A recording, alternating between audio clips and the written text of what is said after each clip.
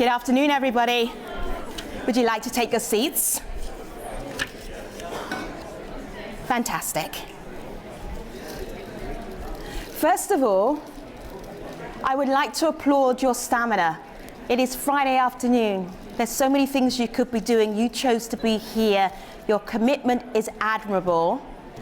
I'm going to ask you to hold the applause because I also want to say thank you to Full Mobility and PTV Group as well, because this conference is slick. It is beautifully put together, and your contribution has been so extraordinary, and it wouldn't have been possible without sponsors. We all know what sponsors mean to us. So this is double applause, one for our sponsors and one for you for being in the room and your stamina. Go for it.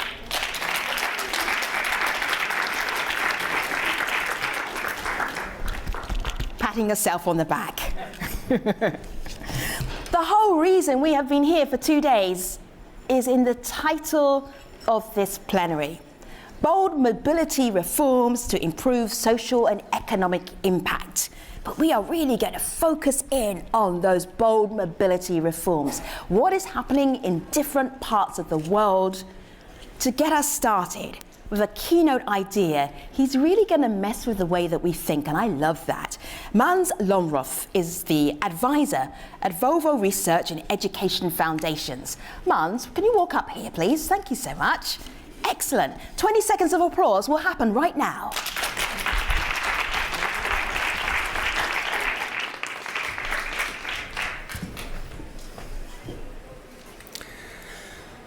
Hello, everyone. My moment of epiphany was a few years ago when I visited a number of TRB annual sessions and realized that all presentations were about what to do and none about how are things actually done.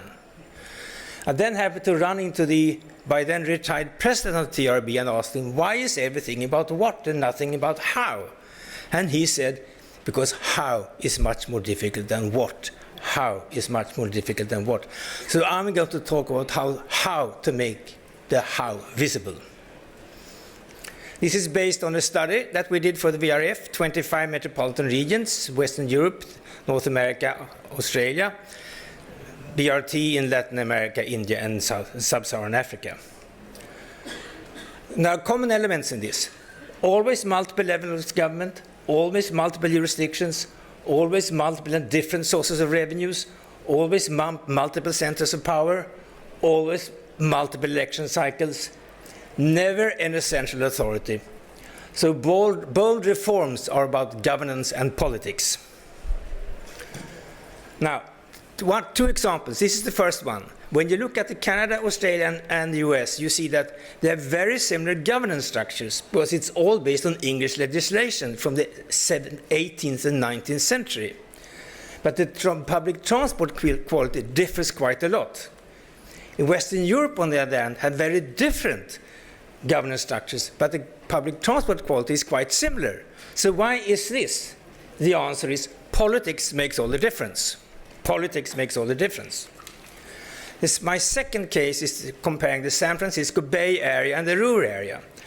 They are both polycentric, they have both the same size, they have very different public transport quality, and they have very different governance systems. And the reason for this is that economic philosophies differ. For the Germans, the market is a servant and not the master. For the Americans, it's the other way around. And therefore, it's a huge difference in political culture. Now, politics, as we know, is exercised in interaction with other sources of power, economic, legal, and professional. But we should never forget the role of ideas. Victor Hugo said, whenever it was, nothing is as powerful as an idea whose time has come. Nothing is as powerful as an idea whose time has come. And that holds for metropolitan transport also.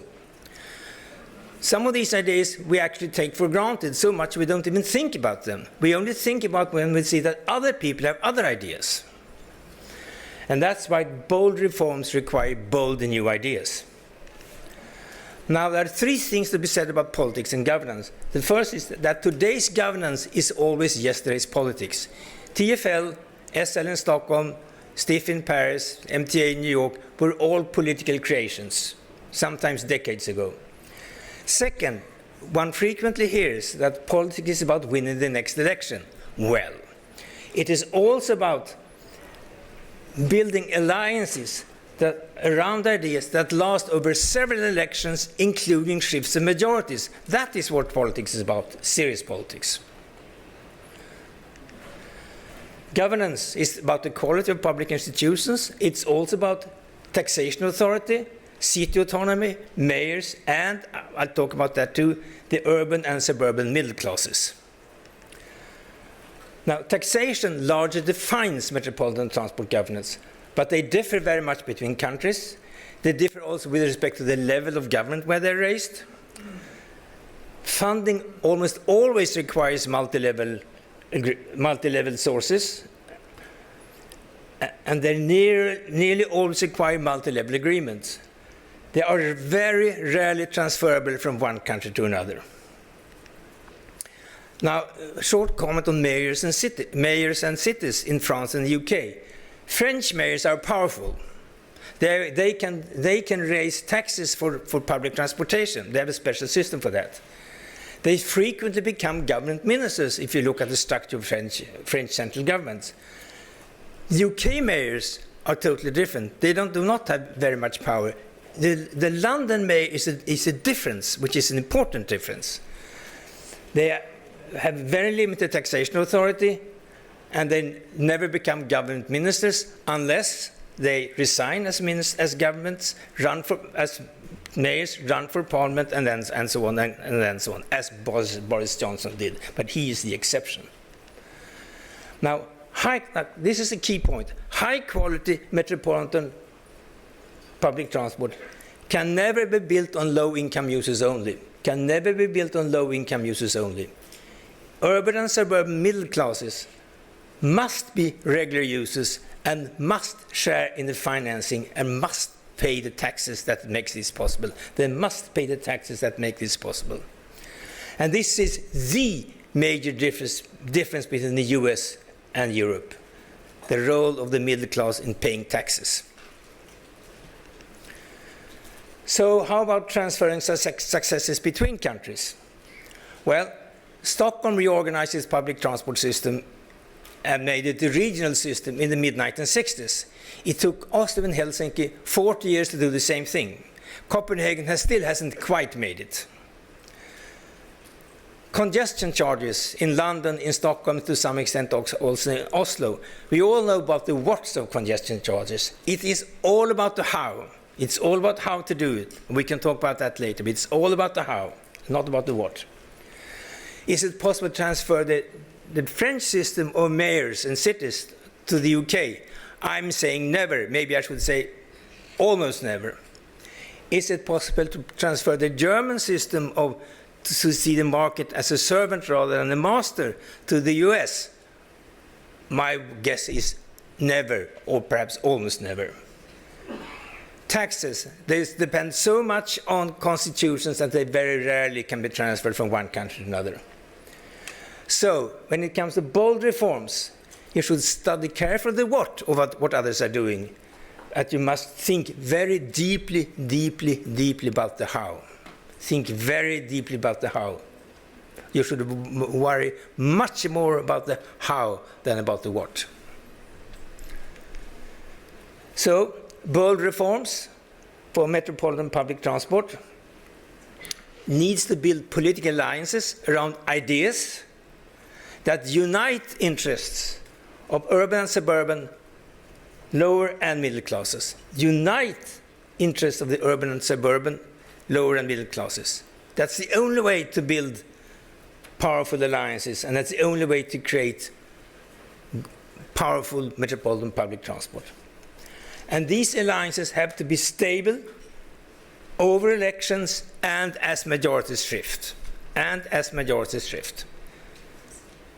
This means that the how should drive the what. The how should drive the what. I have 3 suggestions. The moderator asked me, where are you? There you are. You asked me over telephone to suggest 3 questions for the panel, which I've done now. The first one is about congestion charges. We all know about them. Now, which cities are in line, do you think? And why are these cities in line? Which cities are in line and why? Because when you think about the why, you really have to think about the what, the how, sorry. My second question, which I think is very timely, is will Uber, Lyft and other TNCs, will they ever be profitable? Will they ever be profitable? And related to this, my third question, how should public transport authorities relate to unprofitable Ubers, Lyfts and TNCs? That to me is the defining question of tomorrow's public transport, metropolitan transport. Thank you.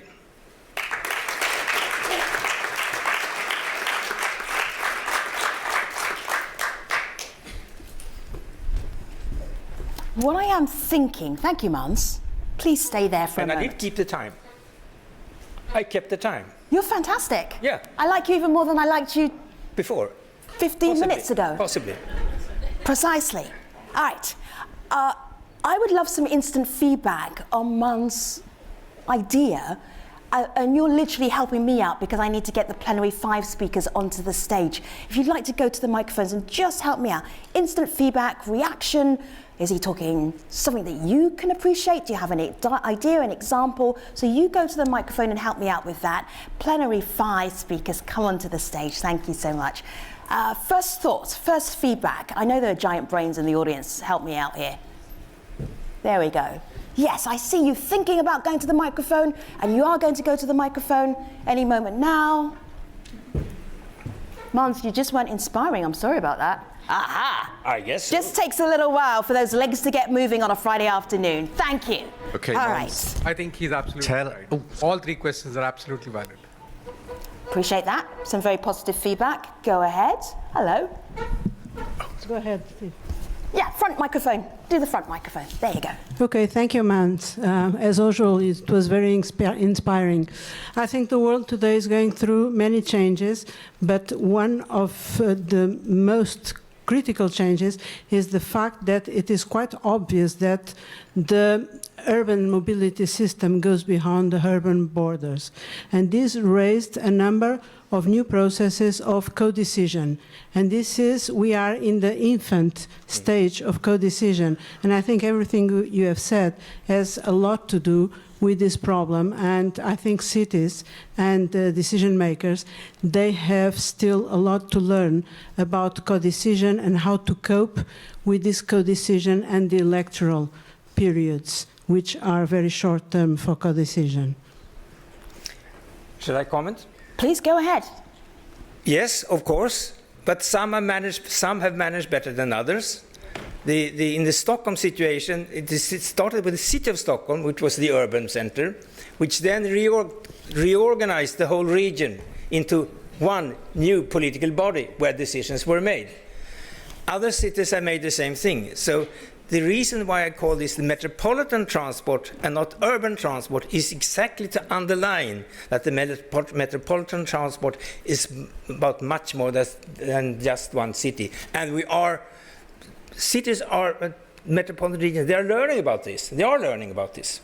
Some faster than others, but they are learning. One last thought. Hello, sir. Hello. Regarding the TNC situation, especially Uber and Lyft have from day one been based on overstepping regulations and disregarding some form of governance, which ultimately represents the interests of the civil society. So if with all the externalizing of internal costs we observe at the moment in their operations, they cannot make money, the only solution and business interest can be to have this legislation changed in a way for them to access what they consider public transportation subsidies today. If not, that business model will never earn a single dollar. I've heard that argument before. Will they change? Will they try to lobby for having a share of the subsidies that now go for the public transit? That would, of course, be a declaration of war, in my view. So if we want to avoid that, we have to find a place for them or their successors where they actually cooperate with the metropolitan transit agencies in the suburbs where they are needed, rather than in the central areas where they would like to be. So the battle is not won, but at least it's started now. Mons, thank you. Take a seat. Hello, Nonny. Hello, plenary 5 speakers. We have got to bring it home. So, introduce yourself, tell the audience who you are and what you're doing here. Thank you. Thank you. I'm very happy to be here, and I think it's been really an interesting 2 days conference. I'm Noni Purnomo. I'm from Indonesia, and I think I'm representing a private sector in here. I'm a CEO of a transportation company with about 40,000 people working in our company. We own and operate about 36,000 vehicles, taxis, buses, car rentals. And so when you talk about our contribution to emissions, you can ask me. And we will. But we're also known as a company that always focus on enhancing our own people's lives so that they can give better service to our external customers through the women empowerment, which is my passion, and also through giving them better lives, scholarships for the children, and all of those things that we do. But most importantly is that we strongly believe that to be sustainable, we really need to take care of all stakeholders. Mm-hmm. That includes the environment, that includes the social impact of everybody who's involved. Mm-hmm. And that's also the reason why we boldly launched the electric taxi, 100% electric taxi in Indonesia, even before the presidential decree was implemented. So, you know, that's... Are you humble bragging there, Nonny? Yes, I am. All right, nice humble brag. Thank you for sharing that with us. Maria, never fall asleep on this panel. Hello, how are you? Tell us about you. Tell me. I look like I'm falling asleep. Oh. No. Now, good afternoon, everybody. I am Maria Vasilako. I'm from Vienna. Now, you may have heard that Vienna is regularly ranked as the world's most livable city. As a matter of fact, for 10 years in a row in the last 10 years. This corresponds to my 10 years in government. No, please, no. I was responsible there for public transport, let's say for mobility design, for urban design, for urban development, for climate protection, and citizen participation, among other things. And within these years, I've been responsible for several transformational projects, most notably the idea to make public transport much cheaper. I will be telling a little bit more about it in a second. And within these 10 years, I also earned the distinction, the most hated woman of Vienna. But we will talk about this also in a second, because I think that this also is part of the story I will be talking about. That is a fantastic tease. Goodness me, we are honored to have you here amongst us. Well, you said I should, so I'm following your orders. Fantastic. Lily, hello, good afternoon. Tell us who you are, why you're important. Hi, Femi. Hi, good afternoon, everybody. I'm Lily Matson. I work with Transport for London. I'd say why I'm here. I'm a really conviction leader around sustainable transport, and I've been doing this for as long as I can remember. And working in a big transport authority, I've often been a lone voice championing some of those policies, and often the only woman in the room. So I'm quite used to saying things that aren't necessarily desired to be heard. So I hopefully will be able to sort of add a bit of spice to this discussion. Oh, we love spice. Over the time that I've worked at TfL, we've actually seen a lot of bold reforms implemented. We've seen a 11% mode shift away from the car in London, over a 40% reduction in people being killed or seriously injured. We've seen more than a doubling of cycling. And probably one of our most recent reforms, which is about really tightening the air quality standards. We've just seen in the last 6 months a 36% reduction in nitrous oxide. So there's a lot of good stuff happening, and I really want to share some of the how, which I really took from Mon's discussion. Love it. Butamelo, welcome. Tell everybody who you are. Great, thank you so much. It's so great to be here. I'm Bitumelo Masaka, and I'm the Chief Financial Officer for the Development Bank of Southern Africa. Even though the name says Southern Africa, we actually cover the Sub-Saharan Africa region. What we do as the bank, we're an infrastructure bank where we fund infrastructure in transport, energy, ICT, and water as well. And we play along the whole infrastructure value chain where we actually help with planning, in the region. We also do project preparation, we fund, and we also implement infrastructure on behalf of our state-owned entities and government department as well. So what brings me here is the transport element of what we do, and our vision is to build, Africa's prosperity through infrastructure development.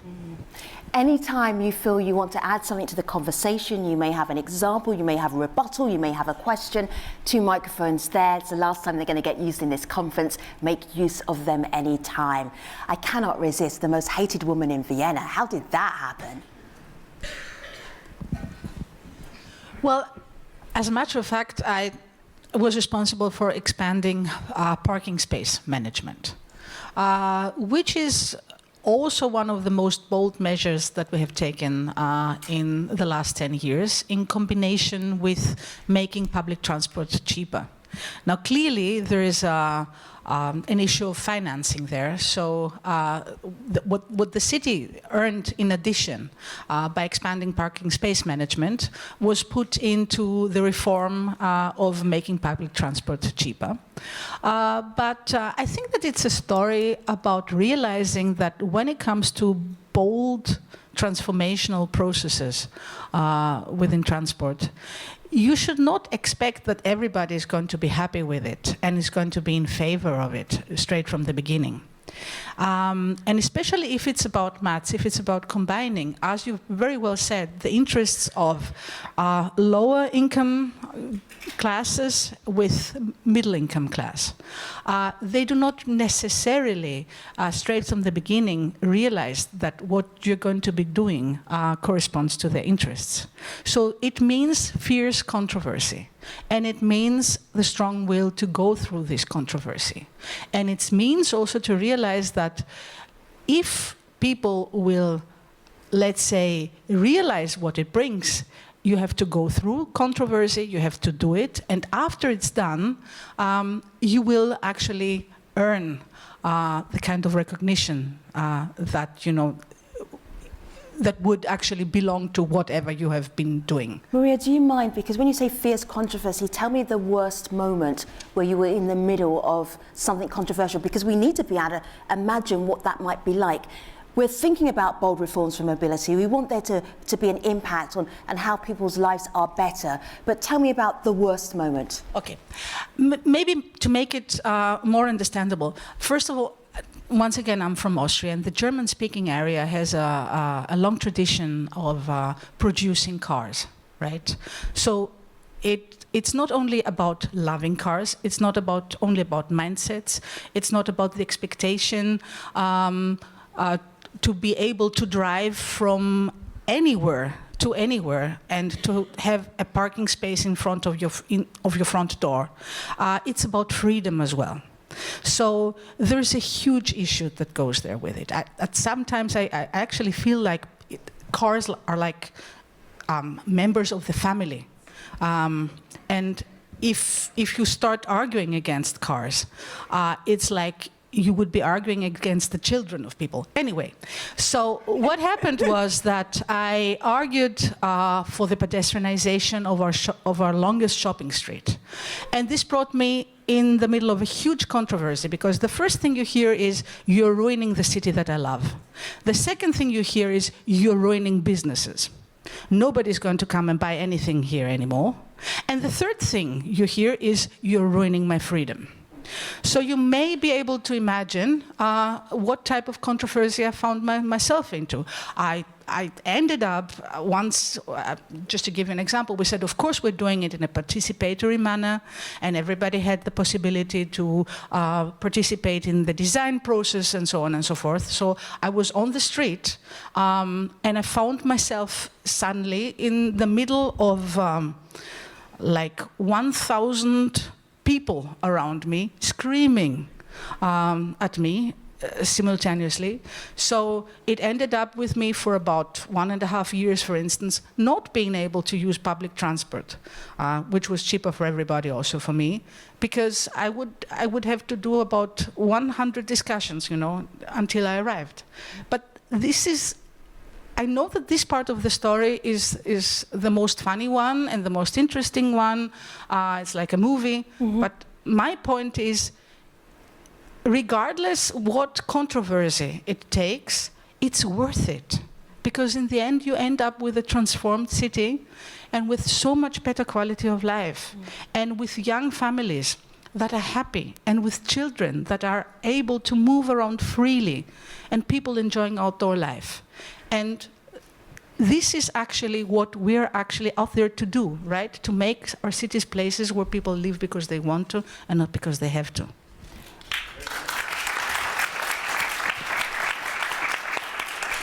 So a few weeks ago, I was with the Director of Transport for New York City at the time that they pedestrianized Times Square, and her story is remarkably similar to your story, Maria. Lily, I feel that this is a natural segue into London. Yes. Yeah, so, I mean, I so much share that sort of, it's bringing back some good memories and bad memories, actually, in terms of trying to introduce change. But one of the most recent changes we've introduced in London was to really tighten the air quality limits, and that meant we now have some of the world's strongest air quality limits to enter the centre of the city, and very bold plans to take that much further out, so it covers the whole city.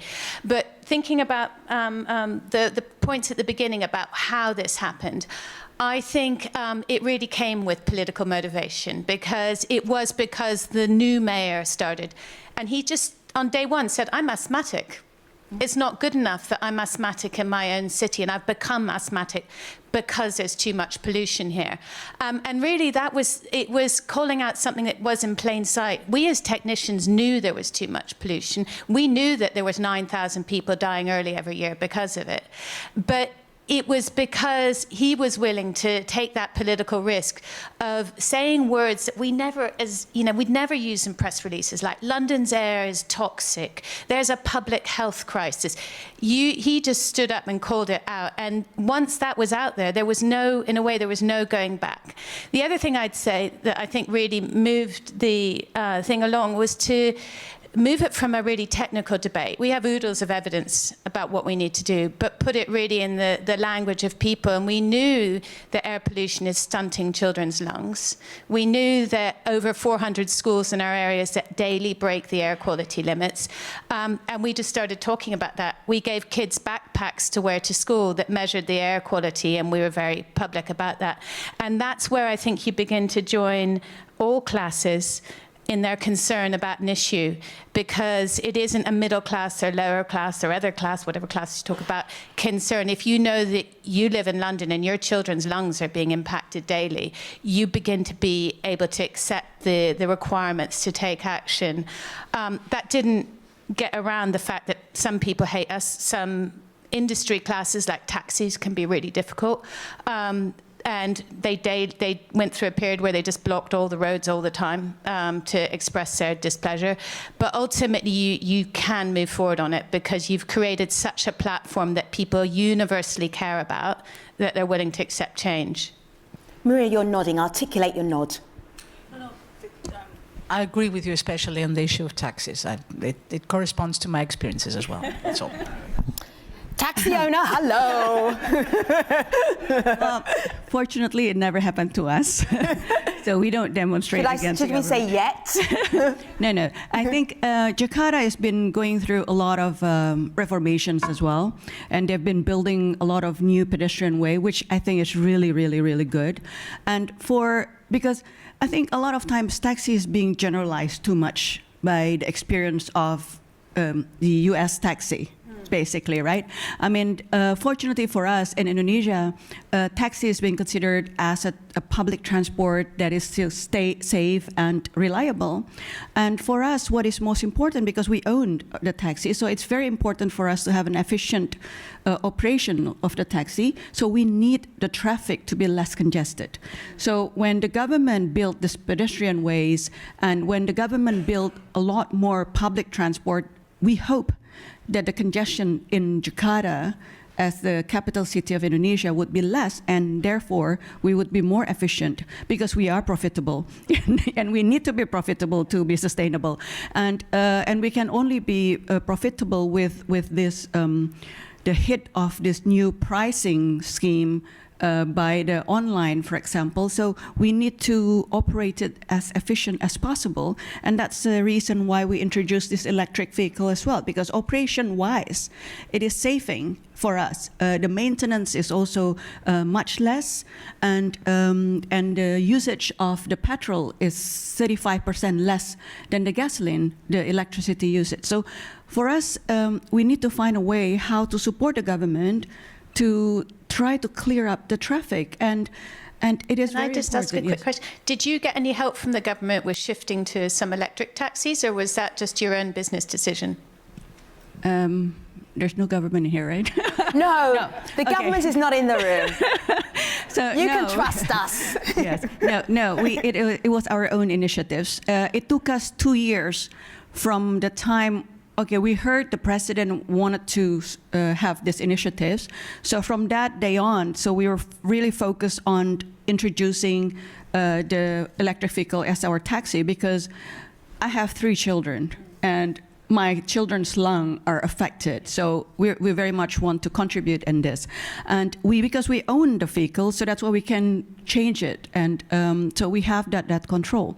But no, the government has not been. It took us 2 years from that day until we can launch the first electric taxi in Jakarta. Even so, we still have to hold few months, because there is still some confusion in the regulator. So, but it's up and running now, so it's good. Well, we're not yet at electric taxis yet, but in South Africa, taxis is actually one of the major modes of transport. And one of the key things is really about how to integrate taxis into the formal system. While on your part it's more formalized, it's within a company structure. In South Africa, on the other hand, it's different people that own taxis. It's owned by individuals and run under an association. So it's more on the informal side. Now, in terms of how we plan to how we've managed to formalize taxis into the public transport system is when we implemented the BRT system in our cities. In terms of the vehicle operators, then Can we you would explain what BRT is for people who don't know South Africa? it's a bus rapid transport. It's like, Gotcha. yeah, it's yes. Gotcha. So in terms of that is then you get the taxi owner associations to actually be part of the vehicle operating companies for the BRT.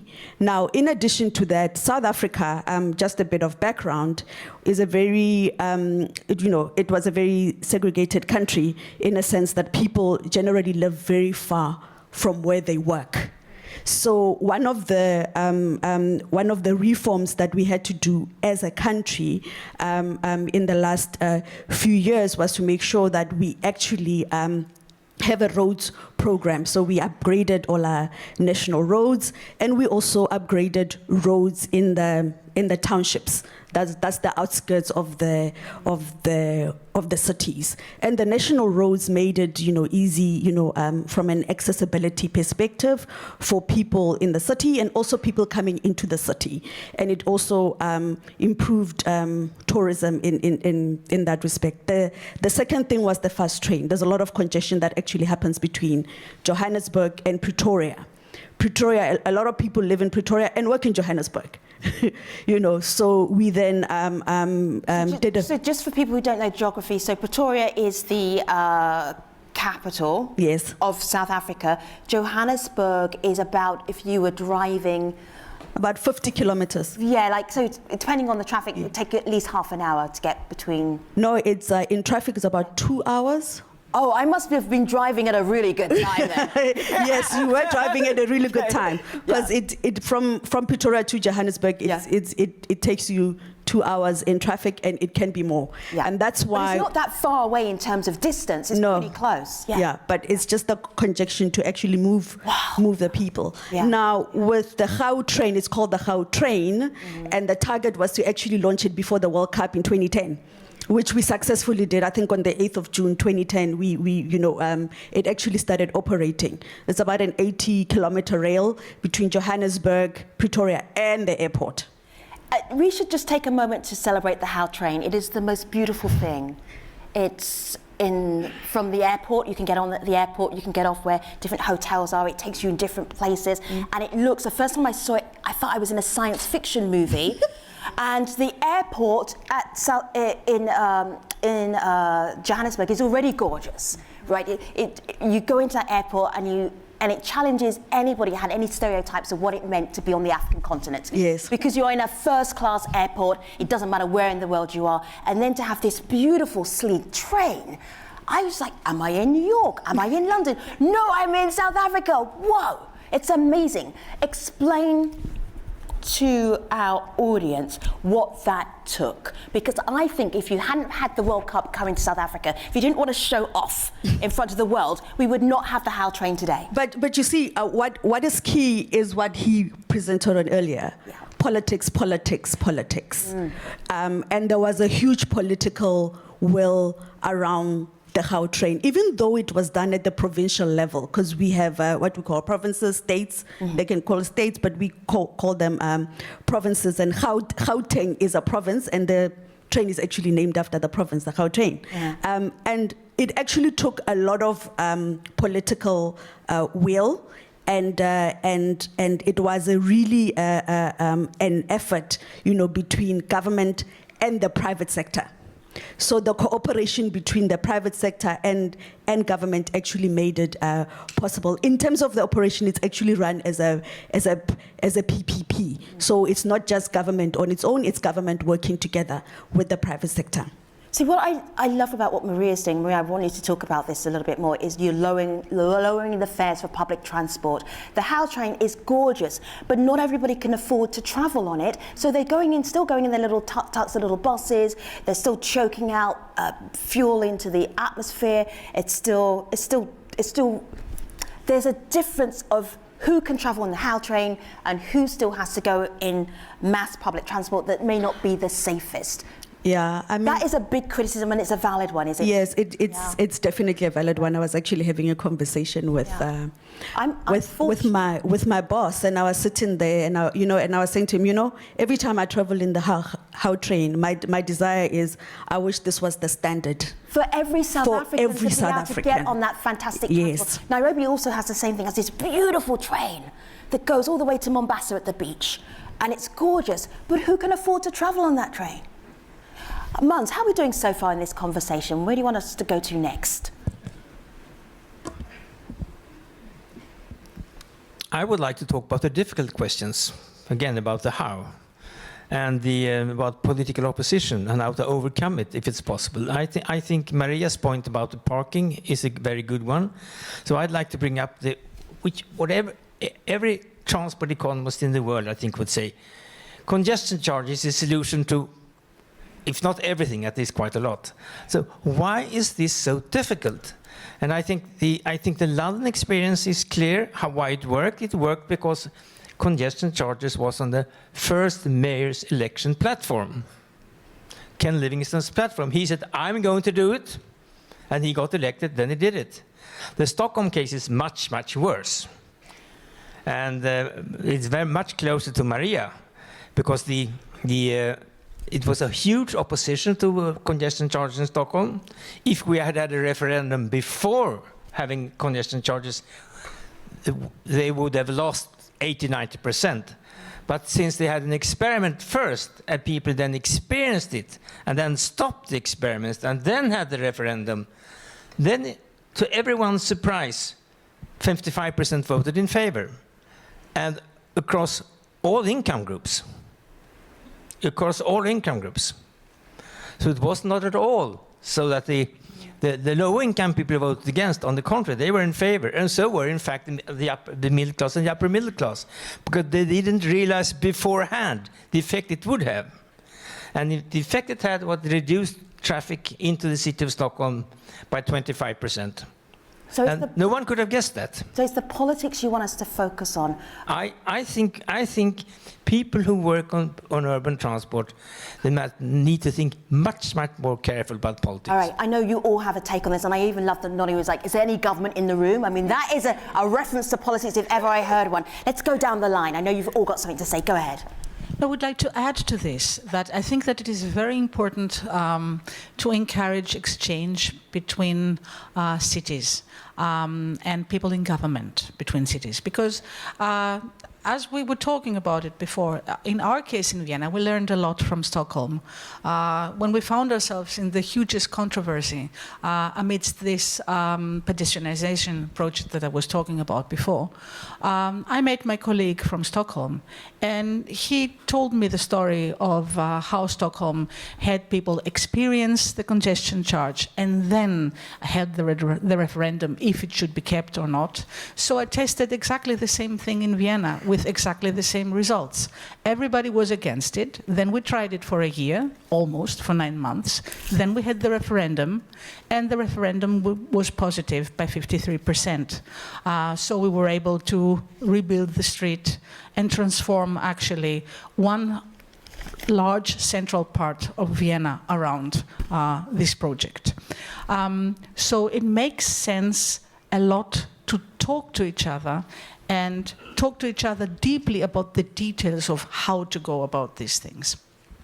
Let me just add, it's the politicians that need to talk to each other, because the politicians need to learn from each other, because only they know about the house.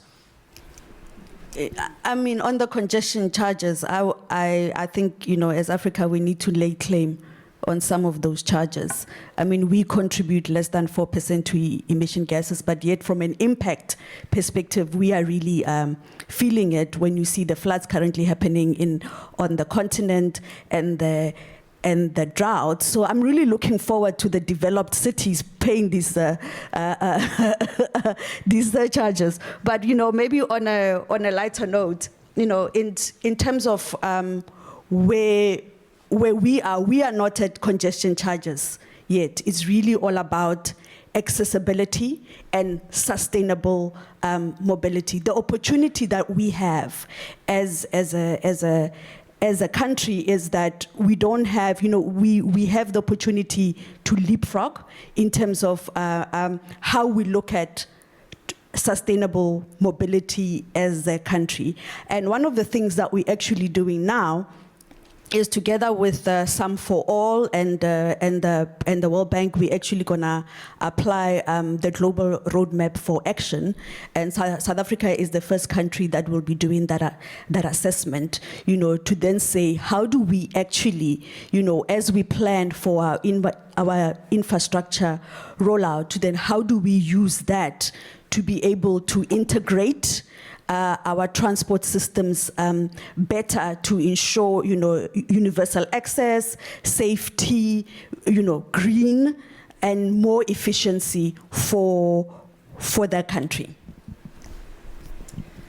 Well, I think the thing is that when you look at something like the congestion charge in London, there was enormous amount of concessions made to get that in, and these schemes are hugely political. If I think about the recent air quality initiatives we've launched, we had a multi-million-pound investment in taxis in terms of delivering rapid chargers so that they could shift to electric taxis. We've paid for those. We've invested in new buses. We subsidise the public transport, so anyone under 11 or under 18 who's in education or over 60 doesn't pay for their public transport. You have to really pick all of those potential areas that are going to potentially block the advance you need to make, and you need to meet halfway or find ways that you can at least reconcile your differences. And I guess one of the reflections I've had as part of this conference is when you're in a country or a city with a very strong lobby that's in favor of motorized transport, you have to make those concessions. But I really look to those countries which perhaps aren't as motorized yet and think, grab the initiative now and put in even some kind of charging, even very low, to create a revenue stream for your public transport. Because don't wait until you've got a lobby that's going to fight against you. Actually take the initiative now, because any integrated transport policy is going to need a demand management measure in it. Gutemelo. Take the opportunity now. Mm-hmm. I mean, right now, as Femi was saying, earlier, is that it's the issues around affordability. I mean, I'm just making an example. There was a toll road that was built, as part of the national road. Probably half the people are paying the toll fees. The rest are not, and one of the challenges is, from a stakeholder management perspective, that was not well managed with the people who are going to use the road. I really think optional? Do you have a chance? Do you have a choice not to pay the fee, or is it just people being creative about not paying the fee? No, people are being creative. You can still continue to use the road, and that's one of the challenges around using international solutions, for African communities, and I think solutions for local problems. Exactly. And I really think we have to find innovative ways of us to be able to get the sustainable mobility going, get accessibility, and find ways to do that, between ourselves or the private sector, and make it work for the people of the country. Mans, I know you have a thought, but hold that thought for me, because Noni's been making notes. Go ahead, Noni. See, I already thought it.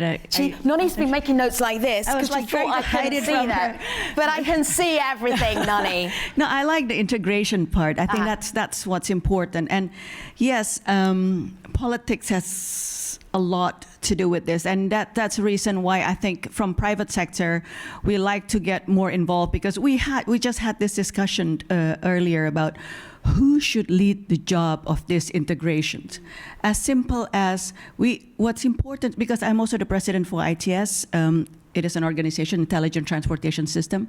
So, how to make people's life easier, when they need to move, right? And who should take the lead in doing this integration? And then the question would be, if the government is the one who's doing the project leaders, and then what they're going to do is to discuss with other politicians all the time. And it eventually will happen, but we don't know when.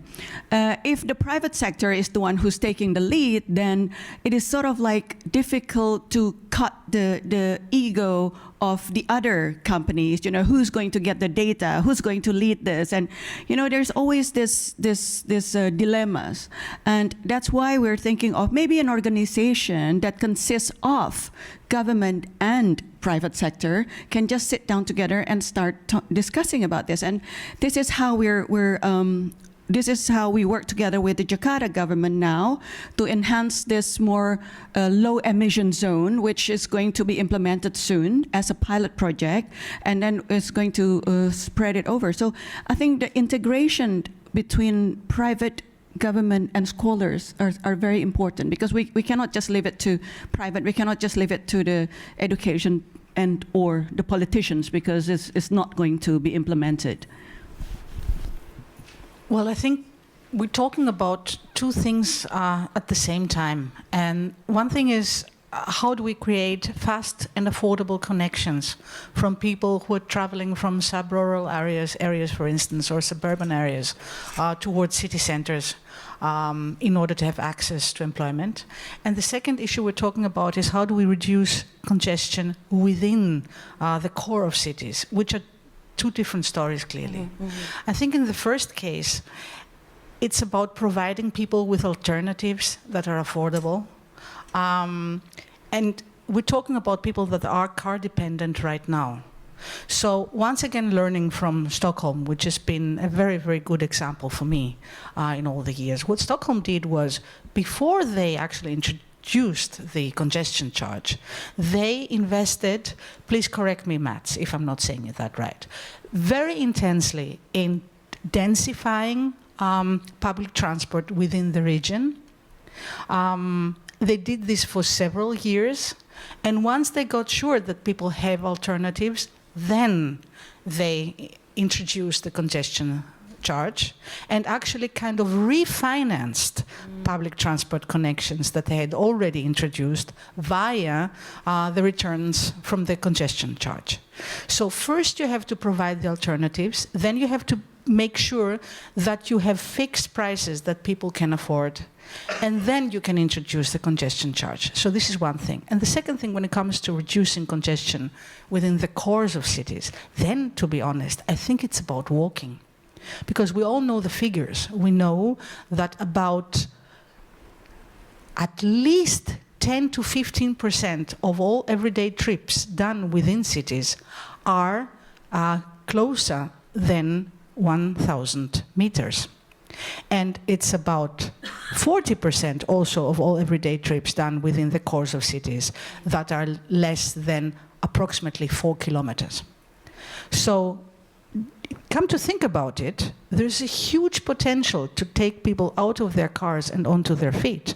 But then you have to rethink the street, and you have to rethink public space, and you have to invest in public space, which, by the way, is much cheaper than huge infrastructures in terms of public transport. Don't get me wrong. I'm not making the case against public transport. I'm making the case of realizing that there are things to be done quickly and are much cheaper, and there are long-term investments, but these should actually focus on sub-rural areas.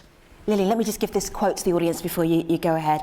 This is from Maria. Maria said, residents of Vienna should no longer have to rely on their own cars. Lily, what did you want to say? No, I was really just going to validate what Maria said. I think I'll move on and give other people a chance. There is a thought that you have, and we'll come back to this. If you're going to be radical, make sure you have a serious problem that you need to fix. Yeah, I do think that's true. I think that there is a temptation. So I work as a sort of technocrat with politicians, and they often come in and want to be bold. But they then don't have ideas which don't really have enough legs to stand on. So, for example? Well, so we have a cable car in London which links somewhere which isn't very heavily used to somewhere where no one lives. Where is it? It's in North Greenwich. Okay.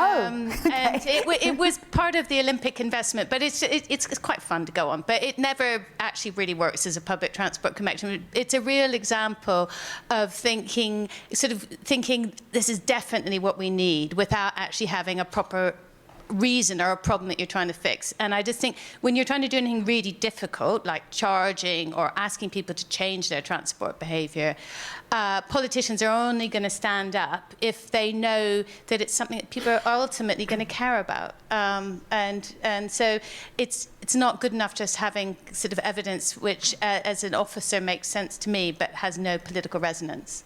Can I make a point on that from France?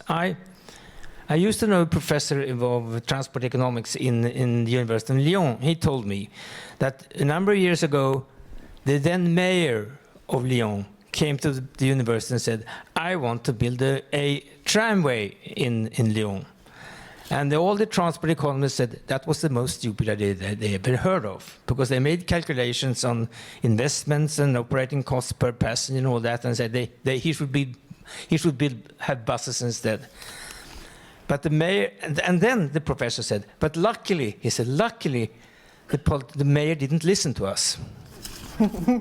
Luckily, he didn't listen to us, because he had built the tramway, and the professors found out it was not only a transport system, it was also a city development project. And that, of course, did not exist in the modeling exercises of the transport economists. So there are, in fact, cases where the experts are wrong. I am shocked. Good afternoon, sir. Yes, John Wetmore with pedestrians.org. Getting back to the potential for walking, what are the politics of pedestrians? What does it take to get sidewalks, pavements, footpaths? No, The short answer is You're the so short answer is you have to take street space away from middle class cars. It's all about taking street space away from middle class cars.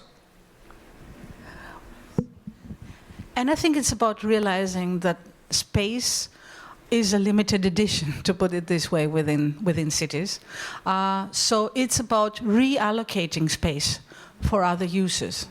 Now, looking at the streets in most cities, you will find out that approximately 70% of the space is occupied by cars. And I'm not talking about driving, moving cars. I'm talking also about parking cars. And only approximately 20% of the space, 20 to 25% of the space, in the best cases, is there for people walking. And you may end up with shopping streets where you have something like 60,000 people per day trying to share tiny sidewalks and, you know, just loads of parking cars. So reallocating space is the thing needed. And you can do it by wider pavements, you can do it by introducing shared spaces, you can do it by pedestrianization. In the end, it's about also realizing that you have to rethink the streets and realize the streets are not just there for cars to move, and they're not only there for transportation or for mobility needs, there are places to live within our cities, and to redesign them along this principle. So I just want to hear a little bit from the Global South, because I'm just wondering if this is a trend that the Global North is very involved in, that the Global South is not quite so enthusiastic about. I'll give you one example, Butamelo, and then you can push back or add to it. I went on a walking tour last year for downtown Johannesburg, and my South African girlfriends thought I was crazy and were surprised to see me at the end of the walking tour and that I didn't end up in a body bag. But downtown Johannesburg is gorgeous. The buildings are amazing, and walking for me was a beautiful way to get around the city, but there are other concerns. Do you think that walking is a Global North concern that South Africans don't really care about? Not necessarily, but what plays a big part around walking is safety. My point, and my girlfriend's point to me. In a sense that for walking to be viable, the environment must be safe. You know, for people to walk, and where it works well is where there's a constant police presence, like you have in New York. I think every corner has a police car or a police, person there, which is, not the case in your Johannesburg area. So it is important that there is a safety element that accompanies that as well. I mean, what we do. What we did in South Africa is that as part of our highway renewal program, what we did is we did the pedestrian bridges, as well, to be able to provide accessibility for pedestrians to cross over. In the city of Cape Town, talking about, managing congestion, I remember having this conversation with the mayor, where most people who work in Cape Town work for the state. And what they did, first thing, a simple thing, they introduced flexi time. So people don't have to come into the city at the same time. So if you have people coming in at different times, you also you manage congestion. You have high parking charges, in there. But another thing that they did is, as part of their BRT system, they then said, how do we have taxis as a feeder to the BRT? So instead of having taxis and BRTs going into the city, they then piloted a project to say, how do the taxis become a feeder into the BRT? So instead of having 4 taxis and quarter full bus going into the city, then you have a full bus. Yeah, I would like to relate to that as well, because safety is important factors for pedestrians, especially in Indonesia, in Jakarta also. And I come back to the word integration, because the Jakarta government has been doing really well in building this pedestrian way everywhere now, but it's still clustered. So then I can walk around my home area, but then if I want to go somewhere else, then I still have to cross the road. Then I still have to, worry to get hit by motorcycles. It's like, so safety is extremely important. And on certain times, there are some areas where less safe, then I won't be able to walk. I won't let my daughter to walk during those times. So safety is still a great concern, and also the humidity. Right. I mean, this is the issue that we had when we were talking about Jakarta and walking. Yes. It was like, how are you going to walk around? How do you and walk and not let your makeup melt? You would not look like this if you walked around to your office at work. It sounds vain, but it's not. It's just how do you physically get there? So I think we should learn from Singapore, for example. Singapore have a lot of these tunnels, right? Underground shopping that link. Yeah. Different shops, different buildings, different office buildings. That I would walk. Right.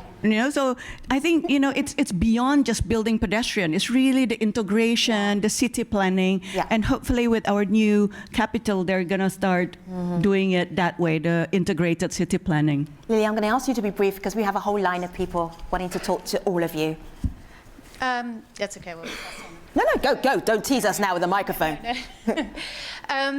So I think with walking, one of the challenges perhaps we face is that it isn't seen to be big and politically motivating.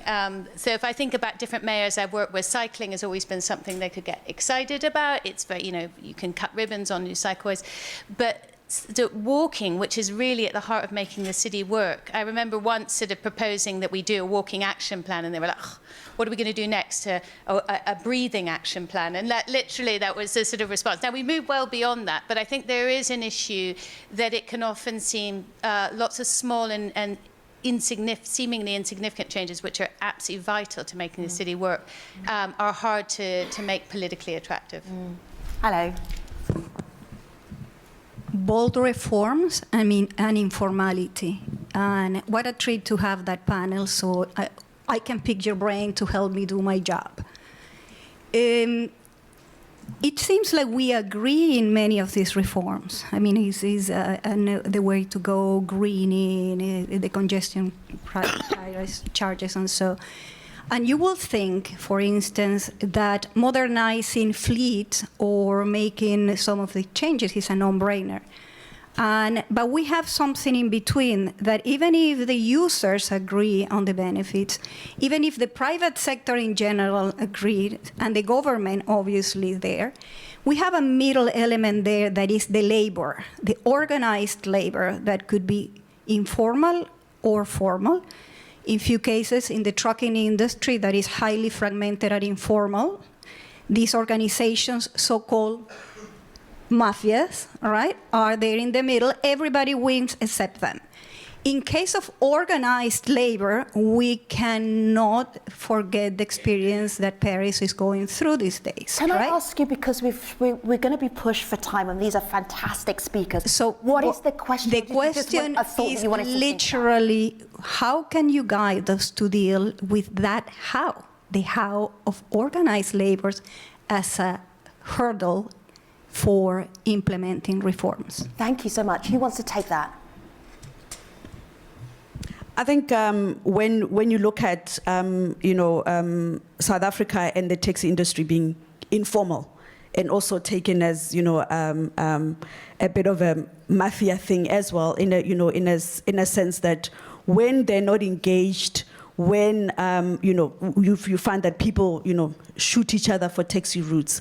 I think what is key, what we have seen work well. You can't just leave that out there as a sentence like it's a normal thing, right? So expand. Statements. Noni's saying that's reality. Statements. But remember that we're from all over the world. So yes. just very briefly, I don't want to sidetrack you, but I think the reason we're all here is to listen from different perspectives. I think what actually happens is that, let's say if a mall goes up, if there's no engagement around how the taxis are going to move, there's different associations, and it's then anyone's area to move into. So what you then find is you would find that there's an altercation between, the two association fighting for the rules that could, in some instances has actually, ended up in people getting shot. So sorry to take you off track there. We're talking about laborers. Go ahead. Yes. So I think what works well is from the beginning,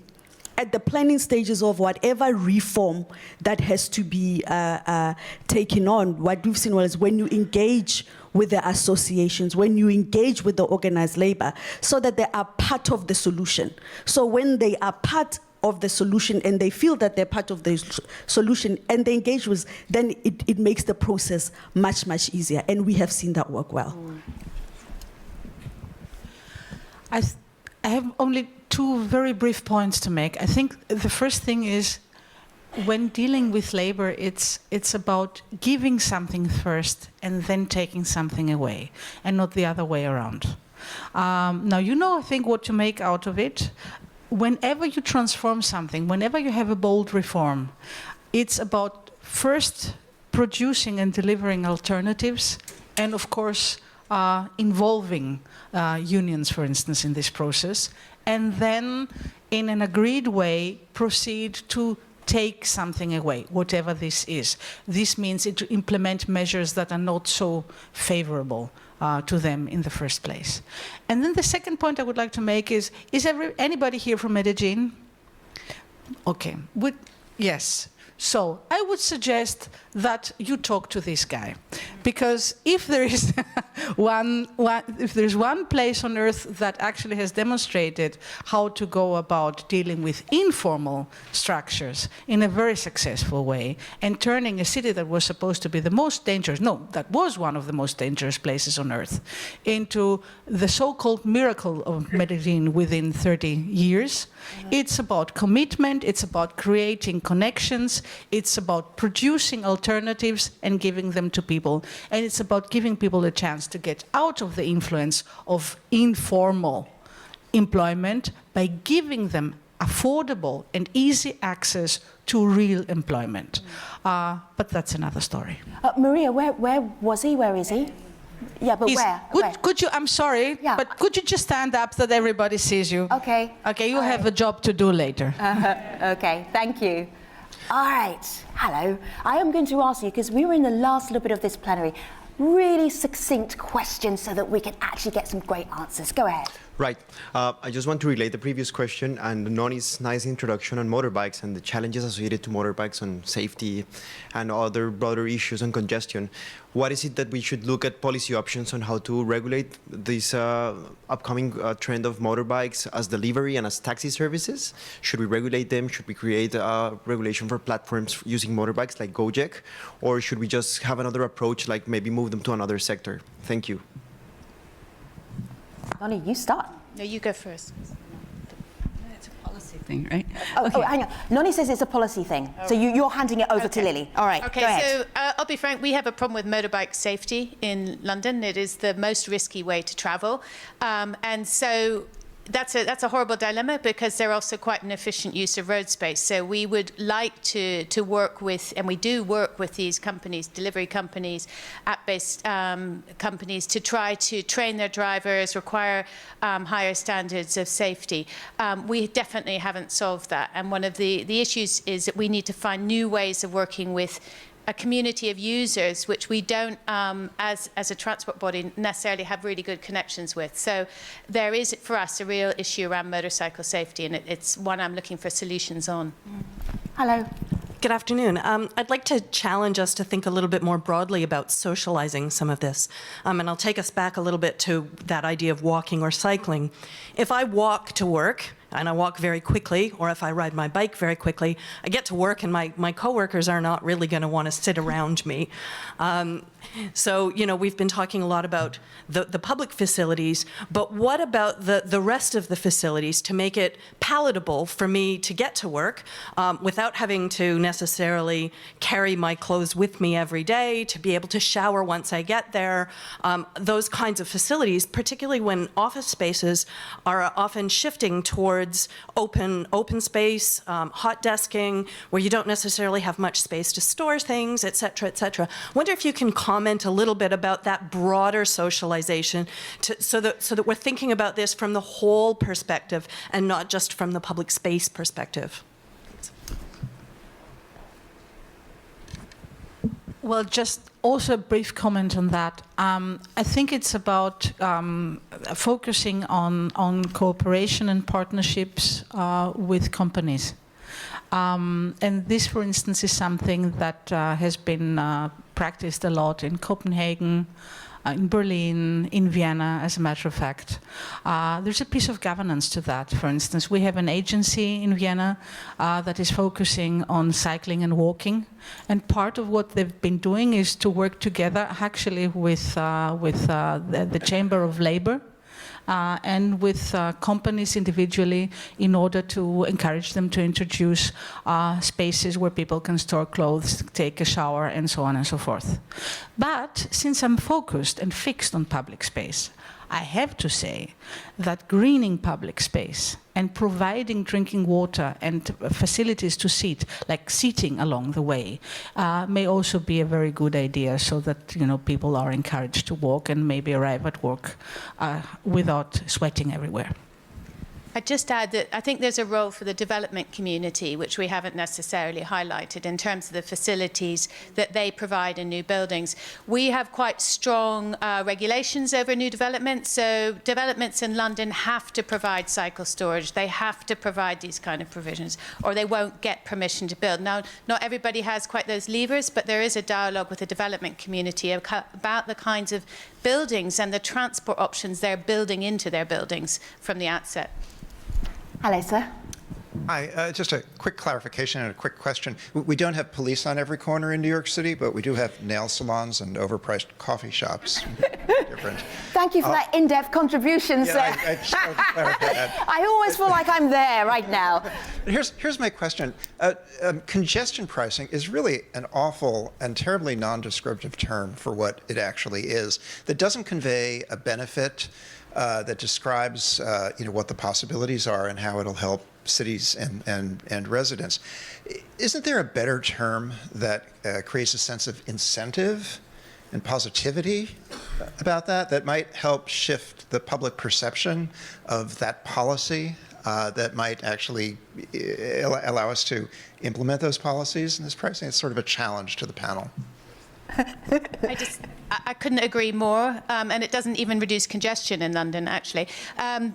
What it did do early on was reduce traffic levels by 20%, and then we did all those things that Maria's been talking about, which was reallocate all the road space to people walking, cycling, using public transport. So traffic levels remained very low, but actually you might be paying the congestion charge, but the congestion is actually pretty much what it was before. We don't really talk about that as the way we would take pricing forward. We talk about clean air charges, things like that. So I think that message is beginning to land. And actually, I think there's a recognition that that's not really a dialogue we want to have in our urban area now. We don't want people to think they can pay and suddenly get a really fast motor vehicle journey. It's about paying for that right to have access to that road space because there's public benefits that need to be delivered, whether it's clean air or safety. I'm just going to take a moment here, and this is for our speakers who, it's a really tough job. You're talking about bold reforms in mobility and also having social impact. And I know that you all have incredible bold reforms that you wanted to talk about. And just in a speed round, I want you to tease people so they can come and find you, find out more, network with you. I love the women empowerment that you are doing. So literally we are doing a 30-second elevator pitch, so I get to hear what you're all proudest of. Nonny, you start. Yeah, thank you. The Women Empowerment Program is actually a program introduced for the wives of our drivers. The idea is that every woman should have the opportunity to contribute to the society and to the economy, and not only through working in corporation, but they should be able to do it from their homes. 30 seconds? Oh, that's fantastic and amazing. And we could actually speak much more on that, but I want you to hear what's happening. Continue with your applause, that's okay. Lily, go ahead. Okay, well, I think what I'm most proud of is that we have a really well-established goal that 80% of our journeys will be by walking, cycling, or public transport by 2040. And as part of that, we've adopted what we call the healthy streets approach, which is looking at street space totally differently. It's about looking at it from the people's perspective, and then looking at how you manage that street space to get a whole range of different outcomes, be it safety, be it health, be it air quality, be it access. Butumela, what are you proudest of in Southern Africa that is a bold mobility reform? I think at this stage is what we've achieved, so far in terms of accessibility and the various programs that we've implemented.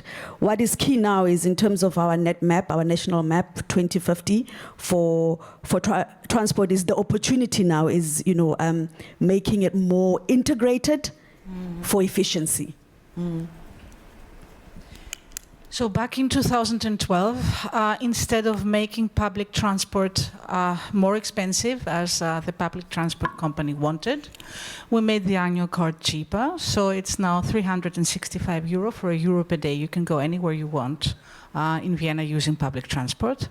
And this resulted in a shift in the modal split, which means that by now we have 73% of all everyday trips done by public transport, cycling and walking, and more than 1 million people who are annual card holders out of a population of less than 2 million. Wow, amazing. I think what we should be most proud about is our congestion charges, which have been increased in area lately and also increased in level lately, through which we finance a huge expansion of the Stockholm metro system. Thank you. How many more questions in the audience? Were there two, one, two? Yeah, come forward. There are not many. If you're sitting down, do not go to the microphone. I'm so sorry, sir. We're right at the end. But you had all of the time earlier, but we can network with everybody. But I know you were standing for a little while, so I'm going to give you the last question. Okay, sure. Thank you, Winnie Okello. My question is, as a transportation professional, how can we be more intentional with regards to bringing to the forefront the understanding of transportation systems' effects on people's intersectional identity? Because that is something we don't tend to talk about on the forefront. It's usually an afterthought, especially if we're talking about safety and gender and social equity, socioeconomic standing, differently abled people. I would like for us to get to a point where we're having those conversations more. Can you give me an example? So you're saying that maybe on the plenary we should have had that and address that? So one of the things that has been addressed, especially, is we're moving to more walkability, and using sidewalks and having more pedestrians on the road. But as much as that's a good thing, it also brings other complications in terms of how women or transgendered people experience those spaces, and how do we design with that in mind? Just people's different intersectional identities. Meaning, if you identify as a woman, as a trans, as a non-cisgendered person, as a parent, are you walking with children? Are you walking by yourself? Are you walking with a male? Are you walking with other people? I think those are things that we don't tend to have a conversation earlier on. It's usually an afterthought, and I would like for it to come to the forefront, especially when funding is involved. Kind of being able to hold the purse strings and tell them, you need to have this conversation. You make a really good point. Thank you. And also, I would suggest that this is also a conversation that society has to have with itself. If you're trans and you're walking down the street, it's nobody else's business other than yours, right? So that is more than a strategy for a city or a region. That's more about what's happening in our heads. Sir, did you want to ask a question? Were you planning on doing that? Yeah, I had Okay, a little fantastic. comment. I'm very fond of walkable and cyclable cities, but keep in mind that there is a part of your population that can't walk, can't cycle, and needs more than just practical infrastructural things. Also needs organizational things. My city is a pretty walkable and cyclable city, but if I want to go there in public transport, I have to ask 24 hours in advance for an accessible bus. So that makes it's completely useless. So what I do, I ask to the city government if I can get an exception and still use my car to get there. So such things should be taken into consideration, especially because in 20 or 30 years the number of people in wheelchairs will be 20% higher. So I'm just going to say those last 2 points were about inclusion, and well taken. Panel, we're wrapping up now. Marie, you want to say something very quickly? Go ahead. Yes, I just wanted to say then your city is not walkable enough, because when we're talking about walkability, it always presupposes and means that you have to have an optimum combination between public transport and public space. So when talking about walkability, is keeping in mind that you have to do part of the trip with public transport, for instance, and then, do the last mile, the last 500 meters on foot. It's not going for kilometers and kilometers, on foot. So this is very important. And I think that it is also about providing public spaces that are accessible and usable, not only actually for everybody. Think about families with young children, for instance. It's exactly the same situation. So, yeah, of course, but it will also an important thing is that it's not about, for us. It's not about the last mile. It's about the last 50 meters. It's about everything. I agree with you. But this is once again why I said walkability, as I mean it, always presupposes that you have to have access everywhere. You have to have access to buildings, and you have to have access to public transport without having to order something in advance. But it also means that your services should be more dense than before. So that's also an important thing. So it's not always you can't stick it only to or reduce it only to transport organization. It's also reducing transport needs. Lily, you were going to say something in 20 seconds. Go ahead. All right, very good. Mans, Maria, Butamelo, Lily, Noni, we could keep going, but I really thank you for helping us focus on mobility reforms, for helping us work out social impact, and also the challenges that you have had and the challenges that you've thrown out for our audience. They will thank you very profusely. Thank you, Plenary 5. Appreciate it. Thank you.